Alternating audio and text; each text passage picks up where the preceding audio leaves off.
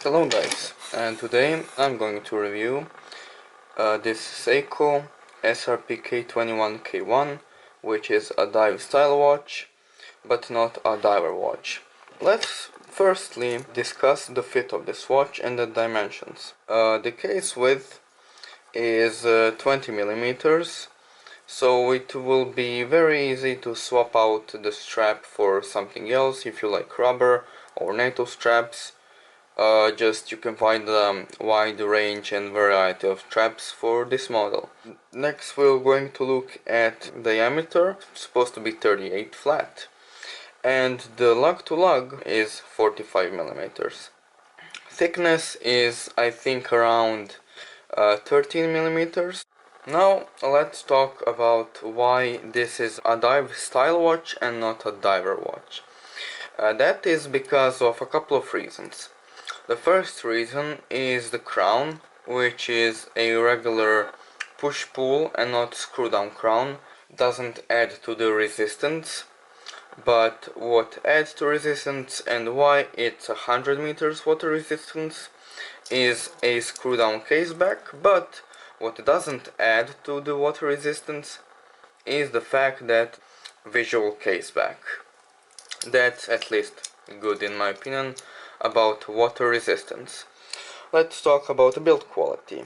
As you can see, the bezel is up to 60 minutes, but the bezel is ceramic. The clicks are pretty consistent. I don't find it bugging anywhere, but one thing that I don't like is the alignment of the minute markers and the hour markers, because some minute markers, let's say as this one over 12 o'clock, is not perfectly aligned with the illuminator mark right here, and that can be said for this marker also and for this marker also, but if you don't look that much into details, you will be pretty happy if you see any inconsistencies in build quality.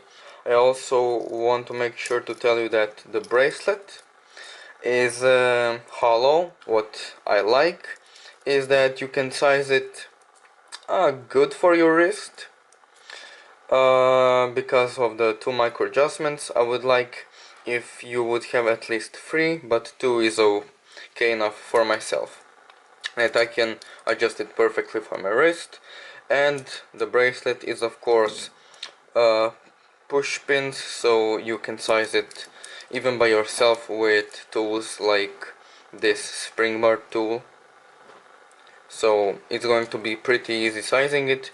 You don't need to go to a watchmaker or a store you bought. And of course the brushing and the whole just finishing of the watch feels pretty consistent. I find it very nice because of the finishing on the brushing on the top of the watch and the polish on the sides of the watch. So that is what I like. Now let's talk about the lume. The one thing that people hate about this model, they excluded the illuminator mark on the little triangle on the 12 o'clock on the bezel. But the illumination for the hour markers and for the hands is pretty nice. I mean, it is what you get for what you pay for this watch. I bought it at a discount though on a second place market, so I was able to get it off by 150 or 200 bucks, so it was a pretty good bargain for me. Well, now let's talk a little bit of what I kind of like and dislike, which is the price point. I think it's just too much to ask 400 bucks for the watch that isn't even 200 water resistant, and it doesn't have a screw down crown, and of course the adjustment links, the everything. I think it is just too much. If you find it on secondary market, would I suggest it to buy it? Maybe, but I will tell you later why I wouldn't suggest you to buy it and why I would. But now let's more talk of why I myself have bought it. And the reason is to simply have a diver watch in my collection and dive style watch, and because of its dimensions. Because my wrist is pretty small, it's 49 millimeters thick, and by thickness, wideness, sorry, by thick I mean from this point to this point of the wrist. And on my wrist it looks pretty proportional, and that is just one answer of the three why I bought it. So this is how it looks on my wrist. I think it looks pretty nice.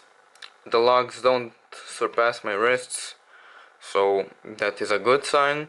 And why I also bought this watch is because I like automatic watches. That's the second reason, and the third reason is because of the, of course, bezel. I mean, that's the second reason. The third reason is because of the date, because I don't have any watch that displays the day and the date function at the same time like this Seiko. So yeah, those are the reasons. The dimensions, the build quality, and the price, and the looks about this watch are the main reasons why I have bought this watch in the first place. So now, do I actually advise to anybody to buy this watch? Well, the answer might depend. For me, it would be yes.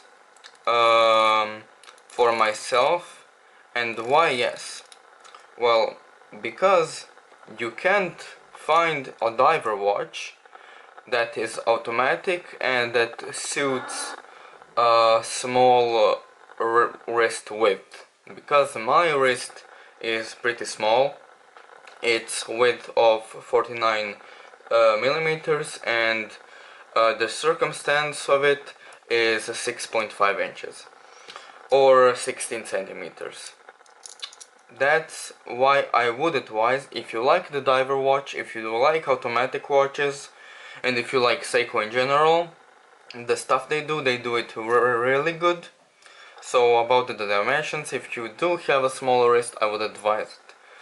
But the answer for no is because there are so many better watches on the market that can be the Seiko. Let's say other Seiko 5, this one, but 43 millimeters, that actually has 200 meters of water resistance, and that is a much better watch than this one if you can pull it off, if your wrist width is enough to pull it off. And of course, if you don't mind even not buying a Seiko, you can browse other brands like Citizen or Bulova or something like that, even Casio. If the watch fits your wrist like it fits mine, I would advise even bigger watches for your wrist, but I bought this one for myself because I have a small width of a wrist, and because this watch is smaller sized at 38 millimeters and 45 lug to lug. So that is it. I hope I educated you about why I bought this watch, why I like it and why I don't. So that's about it.